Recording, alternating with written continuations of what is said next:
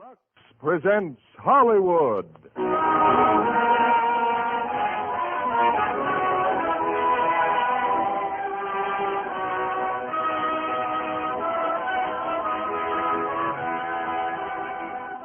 The LUX Radio Theater brings you Gene Tierney and Vincent Price in Dragonwyck. Ladies and gentlemen, your producer, Mr. William Keighley.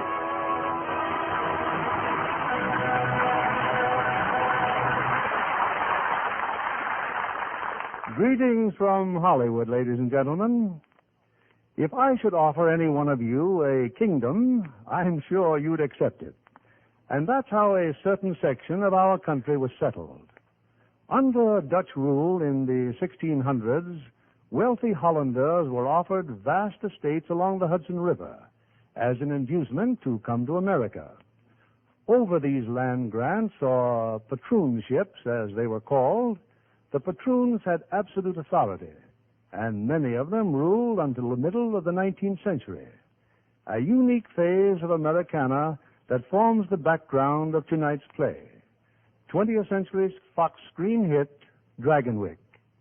We are happy to have the fine stars of the picture, Gene Tierney in one of her greatest dramatic roles, and Vincent Price in the part that raised him to well-deserved stardom.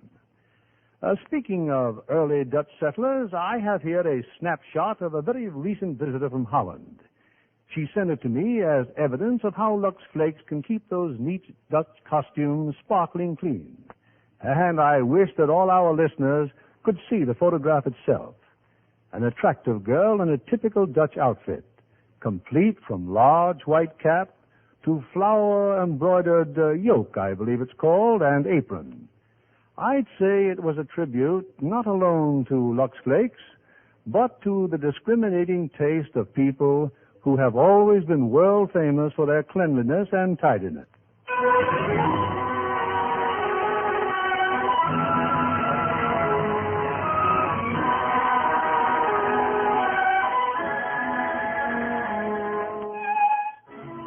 New York City, 1844.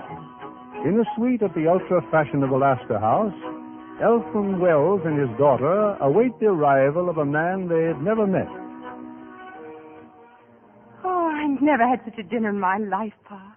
Imagine Mr. Van Ryn ordering all that food just for us. Wasteful extravagance is what it is. And how did he know what I wanted to eat? But there was everything you could possibly want. Everything is what no man should ever want, Miranda. Yes, Pa. We'll drink our coffee later. And renting these rooms for us. I just don't understand such a man as Nicholas Van Ryn. But what is there to understand? He wrote to us inviting me to live with his family at Dragonwyck. After all, we are related. So distantly as to matter not at all. We've never even met him. Then why do you feel so suspicious, Pa? Because the wealthy affect an elegance that is against the word of God. Because he is a patroon.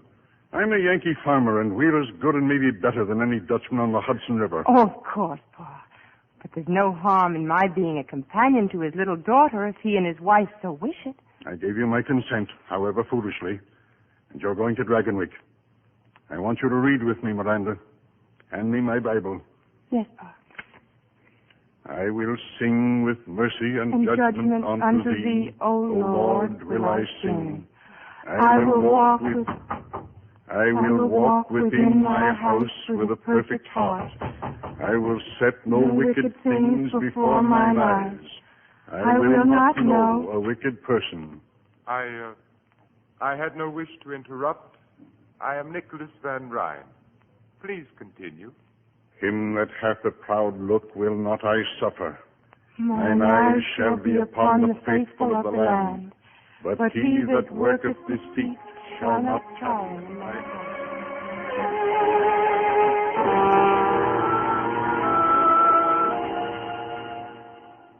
Well, Cousin Miranda, more coffee? No, thank you. You, sir? No, thanks. Mr. Van Ryn? Sir? I don't know what made me think you'd be a much older man. Does that affect your confidence in me, sir? Alexander the Great, when he was younger than I, had conquered most of the world. Maybe if he'd been a little older, he'd have conquered all of it. What are your politics? For Van Buren, I suppose. Van Buren is an old friend of mine. Naturally, if he's nominated, my farmers will vote for him. Your farmers? Yes, the tenant farmers on my land. Tenant farmers? You mean they don't own their own land? The land has belonged to the Van Ryns since 1630. I permit the farmers to work it. In return, they pay me tribute and a share of their produce. But they can buy the land if they want it. No, they cannot. Why? Because it belongs to me. I'd rather own 1/2 acre of barren rock than work the richest land in the world for someone else. I dare say we don't understand each other's viewpoint. I dare say. Cousin Nicholas, that music. Is that what they call the waltz? It sounds very much like one. Do you dance the waltz? Yes, Cousin Miranda, but never in public places. Oh, It's time for bed, Miranda. Don't forget your prayers. I won't far. Good night. Good night, Cousin Nicholas. I'll be here in the morning at 8 o'clock. The steamboat sails at 9. At this time tomorrow, you'll be in Dragonwyck. Yes, Mr. Van Ryn. Oh, Yes? Cousin Miranda, on occasion we dance the waltz at Dragonwyck. Good night.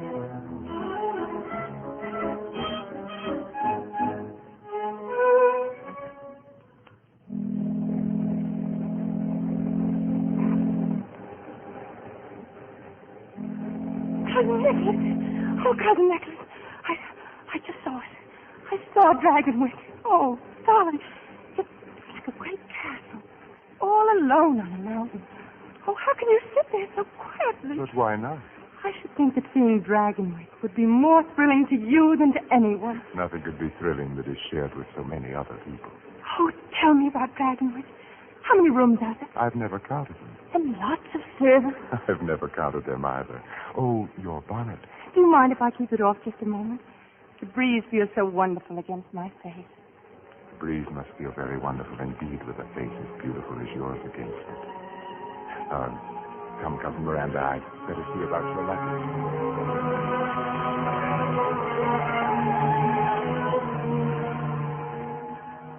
And this, Johanna, this is Cousin Miranda. Cousin Miranda, my wife. Oh, welcome to Dragonwyck, child. It's most kind of you to let me come, Cousin Johanna. Katrine is in bed? Yes, Nicholas, she's asleep. Then your meeting with my daughter will have to wait until the morning. Shall I retire now? Not unless you wish to. Oh, I don't wish to. I mean, well, I'd love so to see all of Dragonwyck. I'm afraid, dear, that would take more than one evening. And more than that, too. Still, there's no reason why Cousin Miranda should not make a start. No, Nicholas, no. I only Now, have this room over here, for example. Do you like it? Oh, how beautiful. And a harpsichord. And that portrait on the wall. Who is she? She was my great-grandmother, Azilde. Azilde. What a strange name. I don't know why we keep her hanging there. And that ugly old harpsichord. The servants have to be driven to dust it. You think it was going to bite them? Azilde was from New Orleans. She and my great-grandfather were married there in 1743. This harpsichord was hers. If you'd listen to the servants, they'd have you believe she still plays it. Fortunately, we don't listen to the servants. Oh, no, of course not. Isn't it rather late, Nicholas? If you wish to retire, my dear. Yes, I think I will. Well, good night, then. Good night, Johanna. Good night, Cousin dear. Cousin Miranda, do you think you will be happy here? Oh, what a question to ask. You won't be homesick? A little, I'm sure. But that doesn't... And there is no one else at home? A young man, perhaps? No, Cousin Nicholas. No young man. Well, it is getting late, and you've had an exhausting day. I'll have the housekeeper show you to your room. Her name is Magda. Good night, Miranda. Good night, Cousin Nicholas. You're ready, Miss Wells. I'll show you upstairs. Your Magda? Yes, miss. This room, it's lovely, isn't it? It's called the Red Room. Was she very young, Magda? Who, miss? The lady in the portrait. About your age. Mistress of Dragonwyck. How proud she must have been. He never loved her. He only wanted their son. He broke her heart and drove her to... What were you going to say? Only what's been told for all these years. That she prayed for disaster to come to the Van Ryns and swore that when it came, She'd always be here to sing and play. She killed herself in this room, miss. Oh, that's just kitchen gossip. I'm sure it is. Oh, you mustn't take me seriously. No one ever does. Shall we go up now? Thank you. Of course. I've never heard Azil play. You won't hear her either, because you have no Van Ryn blood. But he'll hear her, the master, and so will the child, Katrine. This is your room, miss. I've lit candles. Thank you. Miss Wells, why have you come to Dragonwyck? Do you think Katrine is in need of a companion? Why, that would be for her mother and father to decide. Don't you think Katrine is in need of a mother and father? That was a silly question, wasn't it? Do you like it here? Of course I do. Of course you do. But one day you'll wish with all your heart and soul that you never came to Dragonwyck. Good night, Miss Wells.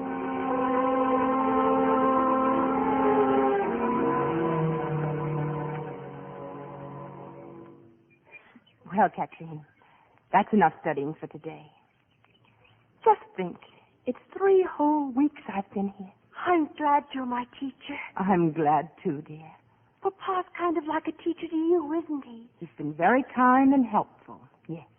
What's he like? Your father? Does he like me? Katrine, your father and mother both love you very much. I don't love them, I only... Look, a carriage. That must be the de Greniers. The Count's such a funny-looking little man. A Count? Come here? Oh, yes. By tomorrow, the house will be packed with people.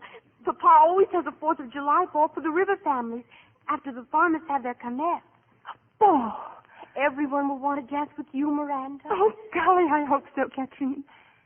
But what did you say the farmers did? Kermesse? What's that? It's like a carnival. And then in the afternoon, Papa sits in a chair under a tree, and the farmers bring in their tribute. I see. Miranda, we could go to the kermesse if we hide. But why must we hide? Papa doesn't want me to be seen with those people. Then we'll not go, of course. Oh, but it's so much fun, even just watching. They dance, they have games. We'll see, Katrine. Maybe if we just watch, well... This is where I hide every year, Miranda. Sometimes after Papa leaves, I stand at the carousel. We shouldn't have come. It's wrong to disobey. Hello, Katrine. Hello, Dr. Turner. Oh, I didn't know you were with someone. This is Miranda Wells. How do you do, Miss Wells? How do you do? Pa sent her all the way to Connecticut to be my companion. Oh, whereabouts in Connecticut? Near Greenwich. But that's all farm country. Haven't you ever met anyone off a farm, Doctor? Not at Dragonwyck, no. Well, this seems an odd sort of place to watch the kermesse. We're not supposed to be here. We're hiding from Papa. Oh, I see. But don't worry, I'll keep your secret. Oh, may I have the honor again, Miss Wells? Why, yes, if you like. You're sure it won't be too unpleasant? That's a very strange thing to say. I'm afraid it isn't. The patroon and I don't get along very well. In fact, the first thing I've ever known us to agree on is bringing you here. I think that was a fine idea. Why doesn't he like your father, Kathleen? Because Papa doesn't like him either. Why not? Papa never says why not. But I think it's because... Hide, Miranda, hide, they're coming. Who's coming? Papa and the Count of Grenier. Then, yes. I think we could even get closer, Kathleen. But why? All the fun's going to stop now. When Papa comes, that's when they pay him the money. I still think that I'd like to see it. Well, all right, then. Come this way, Miranda.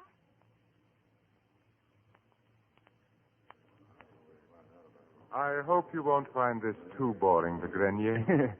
Shall I sit here next to you? Please do.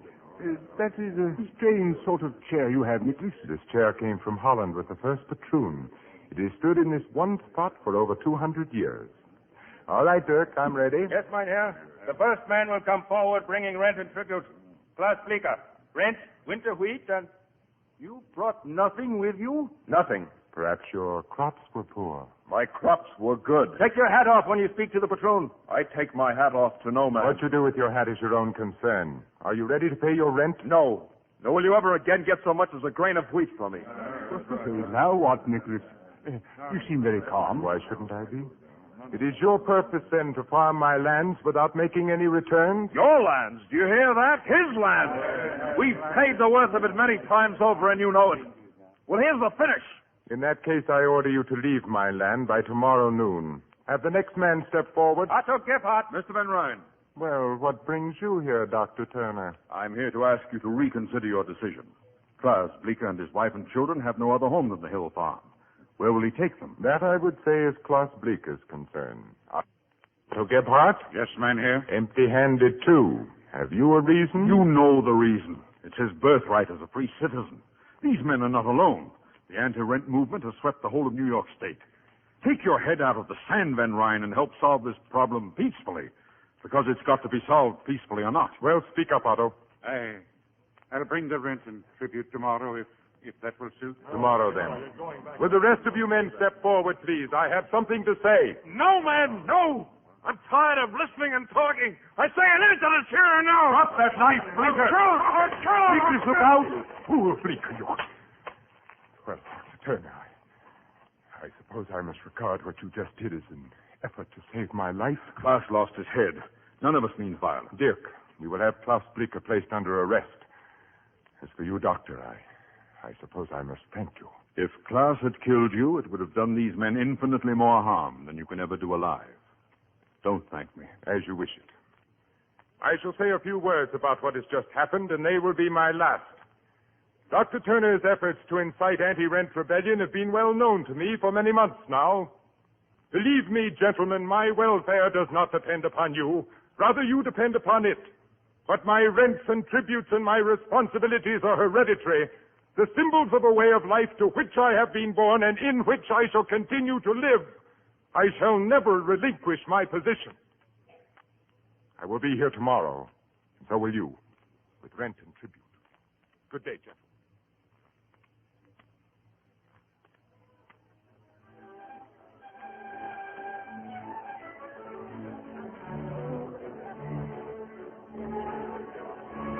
All alone, Miranda? Yes, Nicholas. Are you enjoying the ball?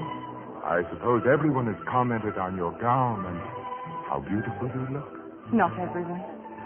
Do you like it, Nicholas? Very much. Do you think I'm beautiful?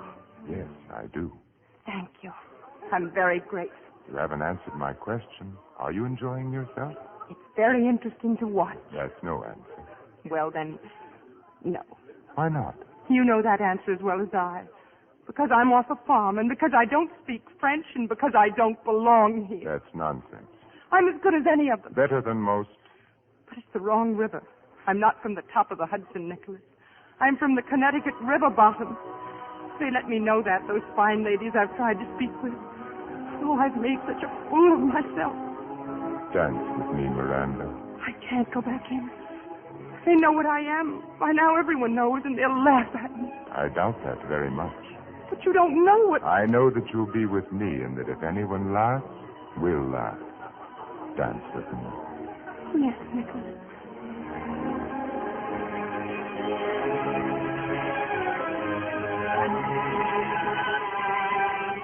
They're looking at us, Miranda. They're watching us dance. And they're not laughing, are they? No, they're not laughing. Then I shall. Suddenly I feel like laughing. This house could stand a little laughter. And a moment ago, I was afraid to dance with you. Afraid? Yes. You must never be afraid of anything with me, Miranda. I never will be, Nicholas. Never.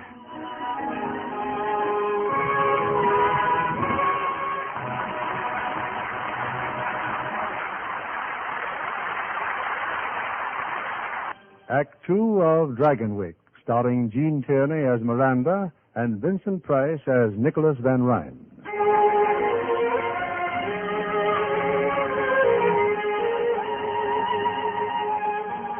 In the weeks that have passed, the wealth and abundance of Dragonwyck have been to Miranda Wells like a beautiful dream. But now a pall has fallen over Dragonwyck, for Nicholas's wife, Johanna, is ill.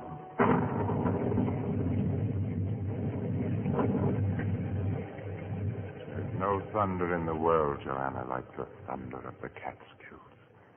The lightning seems to set the mountains on fire. they roar back. That's all very romantic, I'm sure. But it doesn't help my cold. If I must stay in bed, why can't I have Dr. Hamilton to look after me? Why, you may, of course. As soon as the storm lets up and the roads are passable. Where's Miranda? She's with Katrine, reading to us. Come in.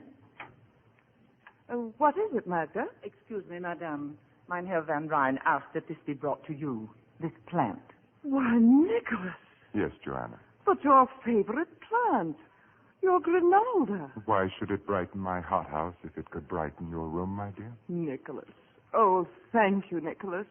I can't remember when anything has pleased me more. That will be all, Magda. Thank you. Yes, mein Herr. I know how you treasure it, Nicholas. And you sent it to me. Why, Joanna, you're smiling. How good to see you feeling better. Now I'm sure you'll want to rest. Nicholas, you're going to your tower room again? Yes, why? The servants think it's strange that you spend so much time in a tower room. And I find it strange that you should bother about what servants think. But what could you possibly do up there? It might be anything, Joanna, from pinning butterflies to hiding an insane twin brother. Actually, I read. I hope that satisfies you. I'm sick.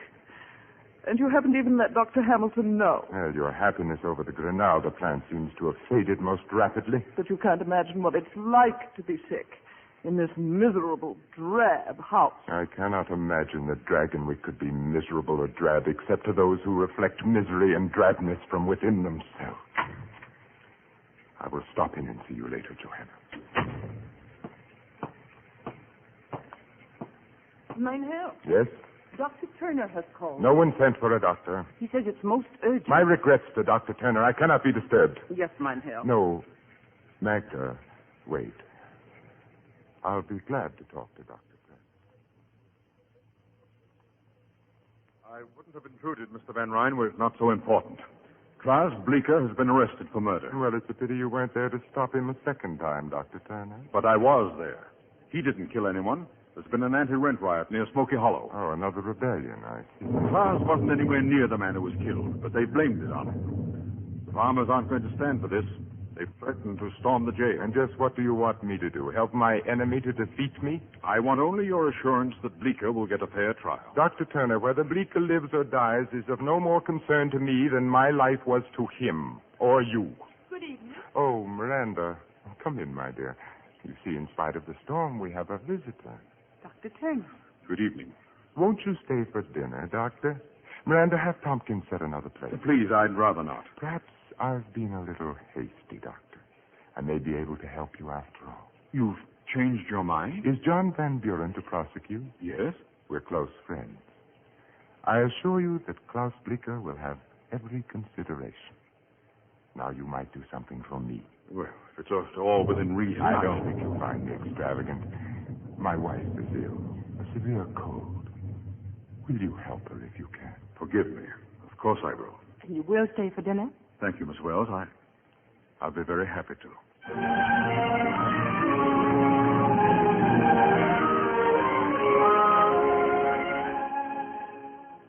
And a lighter diet might help, Mrs. Van Ryn. Soup, boiled eggs.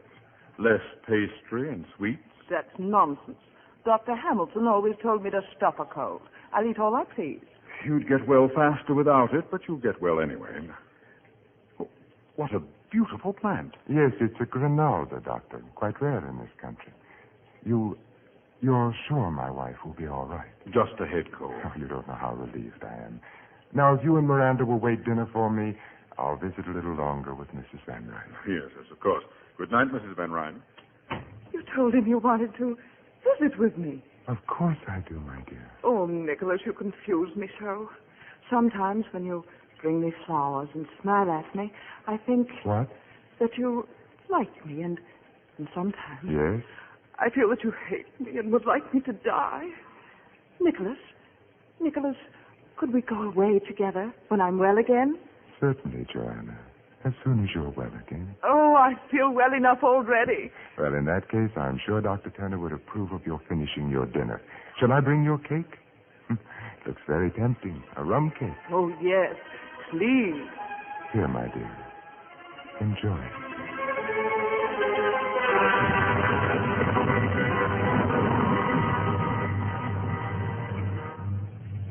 being very silent, Dr. Turner. I was just thinking. You know, it's funny. The day we first met, I thought we'd have very much in common. But the way it's worked out, frankly, right now, I don't think you have the slightest idea what to talk to me about. Would you care for some sherry wine, Doctor? No, thank you. I believe I'll... Oh, forgive me for taking so long. We fell to reminiscing, Joanna and I. We should dine at once. This way, Doctor. The storm is still raging. Don't think of going back to the village, Doctor. You'll stay overnight. Oh, no, really, We'll I have to... consider all objections overruled. Of course you'll stay.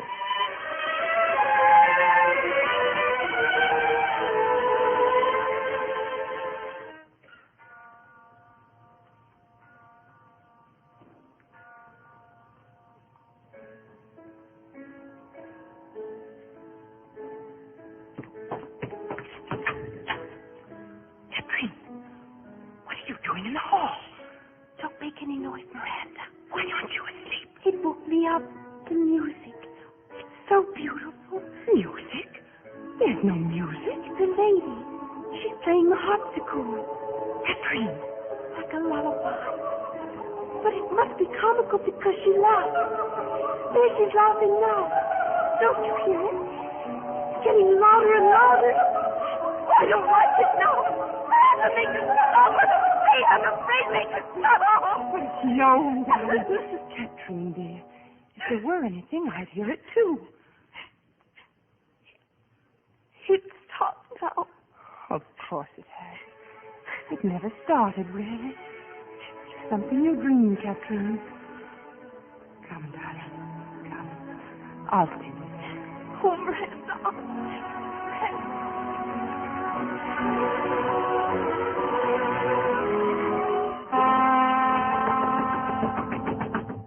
Yeah? Who is it? It's the housekeeper, Doctor. Mrs. Van Ryn. She's very sick, sir. Oh, please come, please.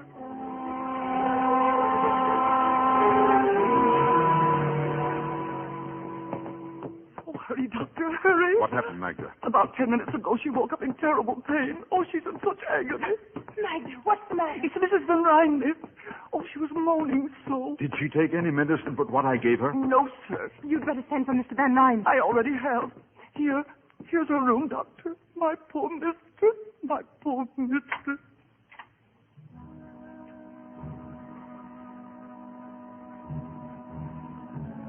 Mrs. Van Ryn?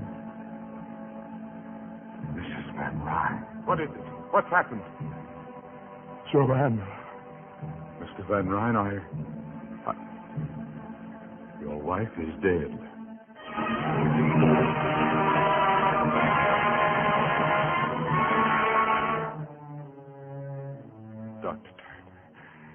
Dr. Turner, what could have... I can't understand it.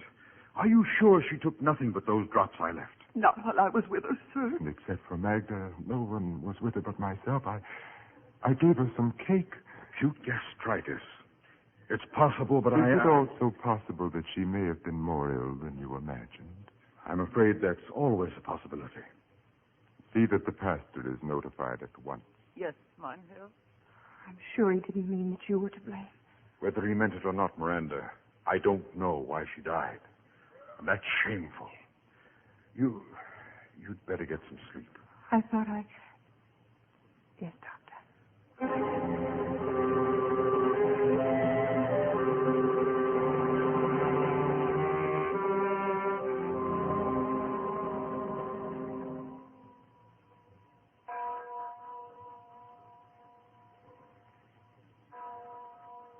Nicholas, please, you must get some rest.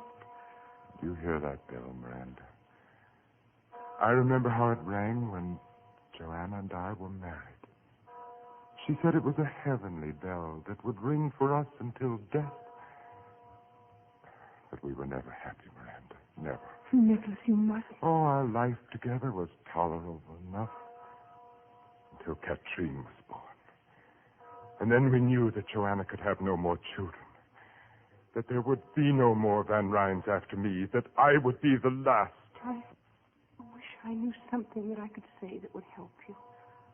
I want to so much. Nicholas, you must have faith. Yes, I intend to. I must not feel that my life is finished, and I won't, as long as you are with me. The bell has stopped now. It must be nearly dawn. Miranda, you have known as well as I that we were inevitable. Out of all this world, why should you have come to me and no one else? You knew it the instant our eyes first met, and you know it now. You have no right to say that. To talk like this, please. Then tell me that I'm wrong, and forgive me if you can. No, I had no right to speak as I did, and you have every reason to be angry, but I had to say it. There was no way for me not to, and no one but you to hear it. Good night, Miranda. Good night, Nicholas.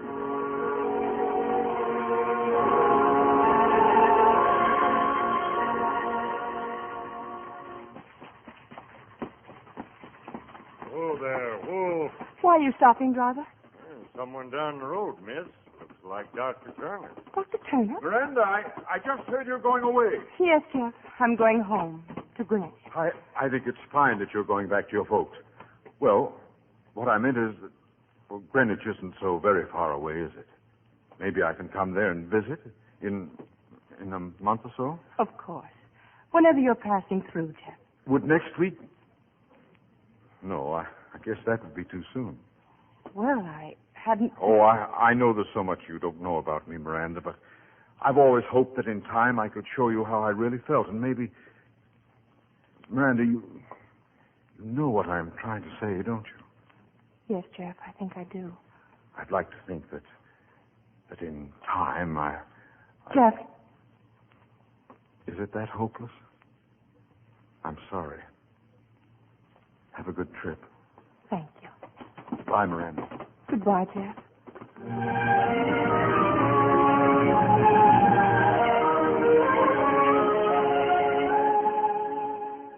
Miranda? Yes, Pa? How long is it since you came back home from Dragonwyck? I don't know, Pa. Months. Yes, months. And something's been wrong with you ever since. Nothing's wrong. I promised your mother to get to the bottom of this, and I'm going to. I haven't seen you smile since the day you drove in here in that fancy carriage. You've been no more one of us than if you never came home at all. I'm sorry, Pa, if I've upset everyone. It's because your home's not fine enough now, because we're not fine enough. That's not true. It has nothing to do with that. Ephraim!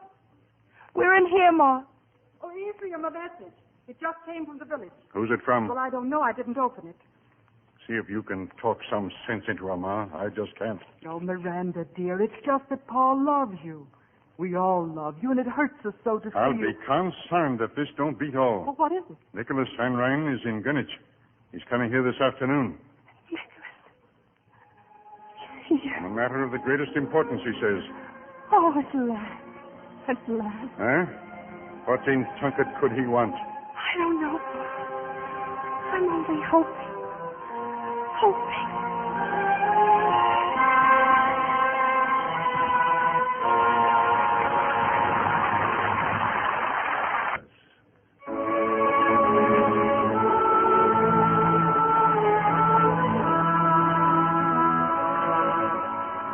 They returned to Dragonwyck a few weeks later. Nicholas Van Ryn and the gay and beautiful Miranda Wells, this time as man and wife. A month later, Nicholas went away on a business trip, but now he's back in the arms of his young and beautiful bride. Oh, Nicholas, you're home at last. Miranda, I'd almost forgotten how lovely you are. I'm not when you're not with me. I'm not anything. You have missed me? Oh, terribly. Katrine, too. She's still in Boston, of course, with her aunt. She seems wonderfully happy from her letters. She wants to stay, go to school there with her cousin. An excellent decision. But, Nicholas... I'm very selfish, my darling. I want only you at Dragonwyck. Only you. Oh, I beg your pardon. I didn't know... Oh, Peggy, this is Mr. Van Ryn. Was it anything important? Well, it was just to remind you that you ate none of your breakfast this morning. Please, let's not talk of food. Well, you'll eat everybody your lunch, or there'll be quite a bit of talk. Tell me, Peggy, why do I ever put up with you? I don't know, ma'am, but you'll eat your lunch just the same. And who is that? Her name is Peggy O'Malley, Nicholas. I've engaged her as my personal maid. Your maid, that untidy little creature? She's not untidy, Nicholas. And her lame leg's no fault of hers. She's had a miserable life. Well, that's the strangest recommendation I've ever heard. She's bright and willing and good to me. And Nicholas, I want her as my maid. I shall have Tompkins give her some extra money and a good character. It's so little to ask. Please, Nick. Deformed bodies depress me, Miranda. How dare you say that? How dare I? You speak as if her crippled leg were a weakness on her part rather than God's will. We'll agree, then, it is God's will. Now tell me the plans for the Kermesse ball. Oh, I saw Madame Duclos in New York. She'll have your gown ready in plenty of time. I shan't need a new gown, Nicholas. Why not? Because we can't have a ball without people. Everyone is declining our invitation. It's because of me, Nicholas. Because you married me. Miranda, you are Mrs. Nicholas Van Ryn. You will be with me wherever I am, always. Yes, Tompkins? Luncheon is ready on the veranda, sir. Thank you. Nicholas. Yes? Sometimes I think that your friends, that we... That we what? I think about the night Joanna died. It was so soon after. Perhaps we should have waited to decide. In the hope that our gossip-mongering neighbors would be more approving? I don't care what they think, Nicholas. It's just that we know, and so does God. Miranda, I've never heard you speak so childishly before. Do you believe there's a God snooping on human behavior, punishing all violations of the pastor's latest sermon? I believe that God has put a sense of right and wrong within all of us, Nicholas. And that when we do wrong, no matter if no one else knows, we do. Yes, my dear. Now, sit down. Luncheon looks delicious. Nicholas, you do believe in God. I believe in myself, and I am answerable to myself. I will not live according to printed mottos like the directions on a medicine bottle. Would you like me to say grace? That won't be necessary. Then I shall mix the salad dressing. I can't stay here. I can't. Miranda.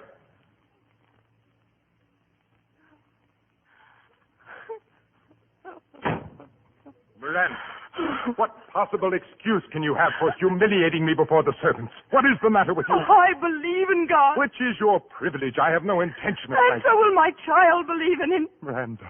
And I will pray to God to make him healthy and strong and happy. Oh, my darling.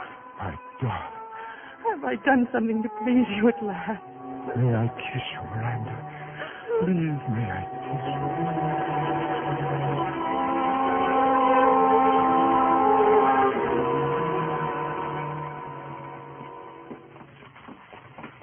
I was sorry to interrupt your meeting with the farmers, Dr. Turner, but... Well, we hardly expected you, Mr. Van Ryn. As you gathered, we were celebrating the new state constitution. Farmers may now buy the lands they've been working. I came on a still more important mission. You have not seen Mrs. Van Ryn of late, have you? No, I've not seen Mrs. Van Ryn for months. She is about to have a child. I need your help. Dr. Williams is there, but Williams is a fine He's doctor. a fool. I beg of you to help her. She's in danger? I don't know that she... Doctor, nothing must happen to my son. I'll do what I can.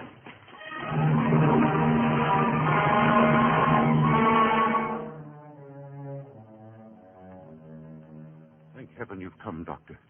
I think Van Ryn would kill me if anything went wrong. But that's nonsense, Dr. Williams. Is it? When I tried to resign from the case last week, he had me locked in my room, watching me all the time through those icy eyes of his. About Mrs. Van Ryn. She'll have her child before evening. Everything's quite normal. Then why did he send for me? The child. There's an irregularity in the heartbeat. I see. Why don't you get some rest, Doctor? You'll call me? My room is just down the hall. Don't worry. I'll call you.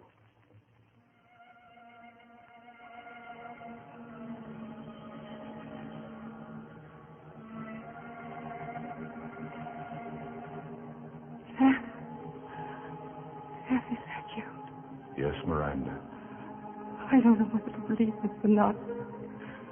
You'll take care of me now. Yes, Miranda. I'll be all right. I'm not afraid anymore. You'll help me. I'll help you. I'll always help you, Miranda. It's all right, Miranda. Everything will be all right.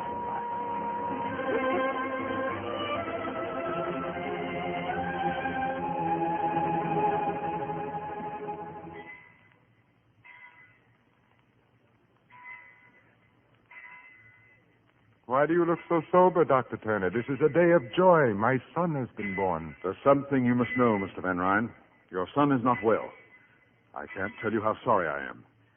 But your wife is fine, and in time, there's no reason why she can't have other children. My son is entirely well, Dr. Turner. His heart is malformed. Nobody's fault. Nothing could have prevented it. It's just a tragic accident that he won't live. There's a carriage waiting to take you to the village. You will never believe anything you don't want to, will you? And there'll be no need for you to see Mrs. Van Ryn again. If you'll excuse me, Doctor, the pastor is waiting. My son will be baptized tomorrow.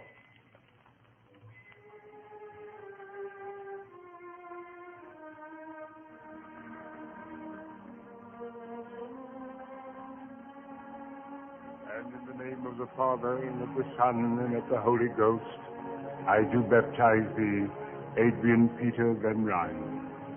Mynheer Van Ryn, please accept my most sincere congratulations. Thank you, Dominic. And you, dear lady. Thank you. You understand, of course, that this house ceremony was only at the insistence of Mrs. Van Ryn. In a month or two, my son will be properly baptized in the Dragonwyck Church. Yes, of course. No, Nicholas.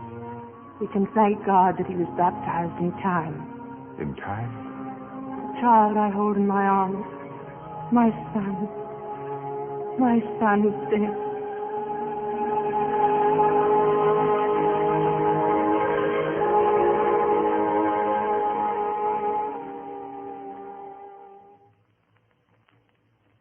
Is that you, Peggy? Yes, Mum. Should I light some candles? No, I like the dark. Well, you'll ruin your eyes. How long has he been up there this time, in the tower room? A week, maybe more. Oh, ever since the baby. I'm sure it isn't very pleasant for him, Peggy. Oh, and what is it for you? Shut up there for days on end without a word or a sound. Peggy. Yes, ma'am. I'm going up to him. Oh, not alone. Don't be silly. Oh, I'll not let you go up there alone. No, don't, please. I'm afraid. I'm afraid.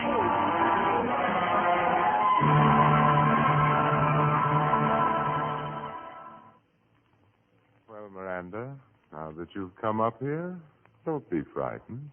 I'm not frightened, Nicholas. Yes, you do have courage. It must have taken a great deal to make a pilgrimage to the mysterious tower room. I assume your twisted little servant is offering up suitable prayers for your safe return? I see no reason why they should be necessary. Why? Because of what you see? Just a room, no velvet drapes or heathen idols or burning incense? Nicholas, what do you do in this room? What do? I live. But how could you understand? Oh, don't be offended. By ordinary standards, you're quite intelligent. But I will not live by ordinary standards. I will not look to the ground and move on the ground with the pack. Not so long as there are those mountain tops out there and clouds and limitless space. You still don't understand, do you? I want to try if you'll help me. Then steel yourself. Prepare to have your God-fearing, farm-bred, prayer-fastened morality shaken to its core. You see, I have become what is vulgarly known as a drug addict. Why? What? No tearful reproaches? No attempts to regenerate me? Why do you find it necessary? Because I have set free something within me. Something that ever since I can remember has been like a rock in my heart, in my brain, pushing at me, choking. I know you better than you think, and you're just running away. Is it as simple as all that? Yes, Nicholas, as simple as that. When you've come up against something unpleasant that you couldn't change, like the rent law. Or the death of my son. Oh, son. Get out of here. I want to help you. I don't need to be helped. Help me, then. Please don't shut me up like this. Let me be unhappy with you and happy again. Let me be part of you. Let me love you and love me, too. That's how she would talk. Joanna. And Joanna is dead.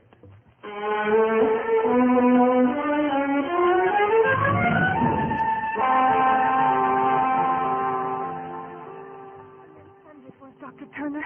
She went up to the tower room to see him, but it did no good at all. That's quite a story, Peggy, but I'm afraid you'll have to tell Mrs. Van Ryn there isn't much I can do for her husband. Tell her?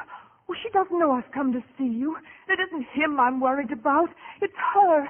I'm afraid for her. Afraid of what? Well, I can't say right out, sir, but, there's a blackness in that house, and in him.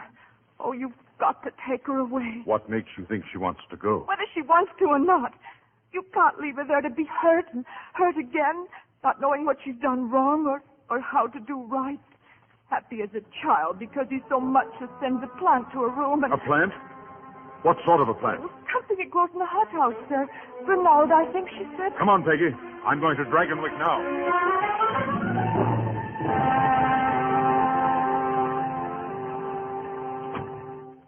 Why have you come to my room, Nicholas? What do you want? Inasmuch as this is my house, must I explain my presence in it? Of course not. Forgive me. I'm just so tired. Yet I cannot remember you more beautiful than you are now. Your strength, your grace, your unexpected look of quality. It would be a pity if you were not to have another child. That's a matter of the Lord's will. Oh, yes, the Lord. The Lord who giveth life and also takes it away. Why did he take away my son's life? I have no way of knowing that, Nicholas. Why do you suppose you are here, Miranda? By the Lord's will or by mine? What you are is the reflection of what I wanted you to be. Now, you do look frightened. What are you thinking? I'm thinking of Johanna. Why? I don't know. Nicholas, what is it? Do you hear something? What? Nothing. It's nothing. It's just the wind through the trees. There is no wind tonight. There is a creaking board somewhere. It's not important. It's stopped now. But I didn't hear anything. Neither did I. But you did, and you still do. It's from the Red Room. The harpsichord. Azil. Stop it, Miranda. And Stop Catherine did hear it that night when Johanna died. And you must have heard it, too. And you must have been listening the night our little son. I never believed it, really, but now I do. Nicholas, where are you going? Nicholas!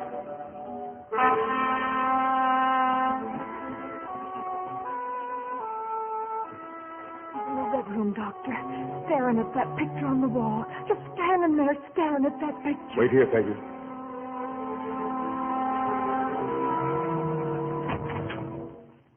Good evening, Mr. Van Ryn. What? Oh, Dr. Turner. Summoned in the best heroic tradition by the faithful little cripple. And have you an army of farmers armed with pitchforks lurking in the garden? No, that fight's long over and you lost it. But Peggy seemed worried about you. Do I look as if I needed medical aid? I can't diagnose from appearance alone. You've become more careful, Dr. Turner. I can recall when your diagnoses were less thorough. I've learned a lot since then. For one thing, I've made a careful study of plant life. I would think human life more important. Jeff, what are you doing here? About to discuss plant life with your husband. I assume you've thanked him prettily for the lovely plant in your room? I don't understand. He understands. Your late wife's bedroom, Mr. Van Ryn, the night she died. I was never able to forget that plant. At first, I thought only that it was very beautiful. I've learned since it was also very deadly. Nicholas, what does he mean? The plant contains a glucoside, similar in action to digitalis, but much more toxic. How shrewd to have a doctor on hand that night you asked me to dinner. And weren't you lucky, Mr. Van Ryn, that I wasn't a better doctor? It was all so simple. Your wife with a bad cold. She couldn't possibly have tasted anything in the cake. It was soaked with rum anyway. I don't believe it.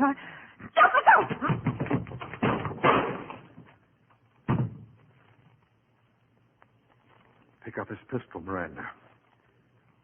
I suggest that you stay here, Mr. Van Ryn. Don't try to leave Dragonwyck.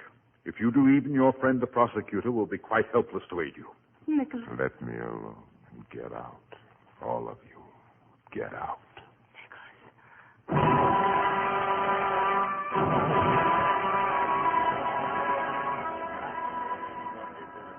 There he is, sitting in the buffoon's chair, just like he did at the kermesse. Hold up your lanterns there.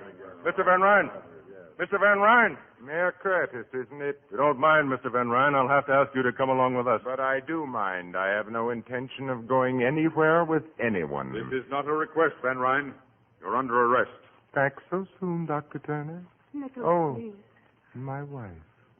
Go with them. It's your only chance. My only chance. How little you know me, Miranda. Even Joanna would never have said that.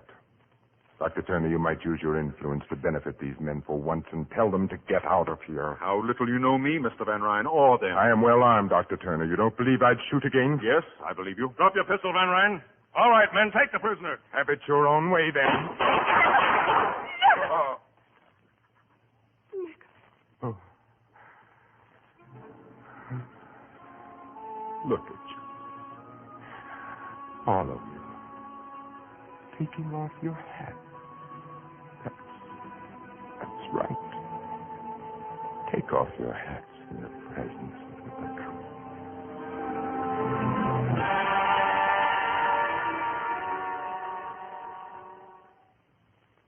Now you're going home, Miranda, leaving Dragonwyck. You could ride to the boat landing with me, Jeff. I'd like nothing better, except that I'd have to ride back here alone. Is that all you're taking with you? It's all I brought with me from home, except a black dress.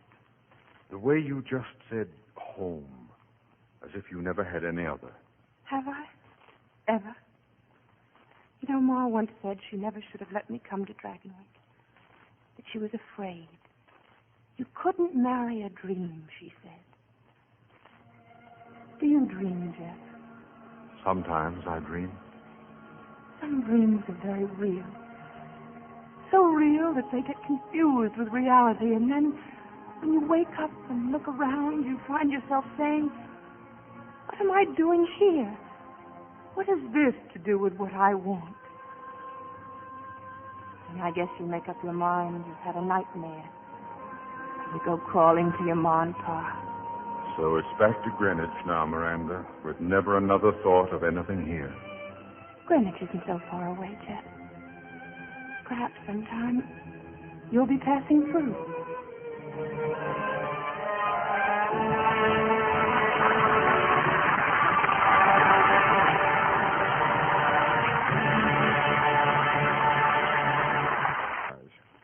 As every producer knows, truly fine actors in a truly great play are surefire box office.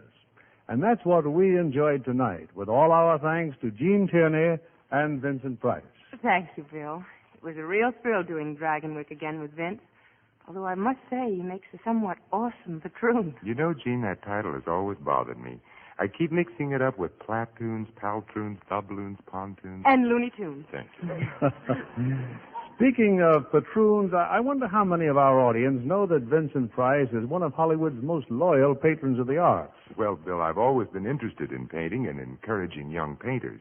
And you're a very talented painter yourself, Vince. Mostly out of curiosity. How do you mean, curiosity? Well, when I start a painting, I never know quite what it's going to be. And when I'm finished, I always wonder what it is. Do you go in for painting, Gene? All I know is the primary colors. Stop and go. I'd say Jean's forte is motion pictures. Wait till you see her in Darrell F. Zanuck's version of The Razor's Edge. I've seen it. And Jean's performance does more than justice to Somerset Maugham's great story. Thank you, Bill. I understand you have a special treat for your audience next Monday night. Yes, something hundreds of our listeners have requested. A great play with two of Screendom's most exciting stars. It's the Warner Brothers hit, To Have and Have Not, starring Humphrey Bogart and Lauren Bacall. Well, Bill, I see your audience approves. Together for the first time on the air, Humphrey and Lauren play their original screen roles in this thrilling drama based on Ernest Hemingway's best-selling novel, a story of intrigue, passion, and suspense. An event I wouldn't miss, Bill. We'll be listening. Good night. Good night, and come back again soon.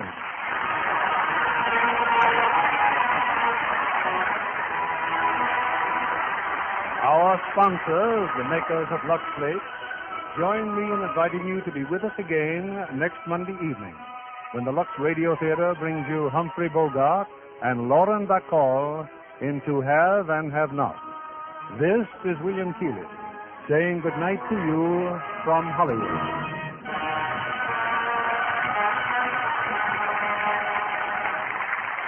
You can't always find your favorite soap on your dealer's shelf.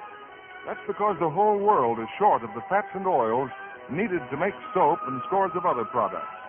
The only way you can keep on having as much soap even as you have now is by saving and turning in your used kitchen fats. Scores of other industries need fats too. If they have no used fats to draw on, they will have to use some of the finer oils reserved for soap making. That means less soap for you. So save every drop of used fat. Turn in the full can promptly. Your dealer will give you 4 cents for every pound. Vincent Price appeared through the courtesy of 20th Century Fox, producers of the Technicolor feature Margie. Heard in our cast tonight were Gail Gordon as Jeff, Margaret Muse as Joanna, Norman Field as Wells, and Gloria McMillan, Janet Scott, Truda Marson, Griff Barnett, Jay Novello, Jeff Corey, Sandra Rogers, Herbert Litton, and Charles Steele. Our music was directed by Louis Silvers. This program is broadcast to our men and women overseas through cooperation with the Armed Forces Radio Service. And this is your announcer, John Milton Kennedy, reminding you to tune in again next Monday night to hear To Have and Have Not with Humphrey Bogart and Lauren Bacall.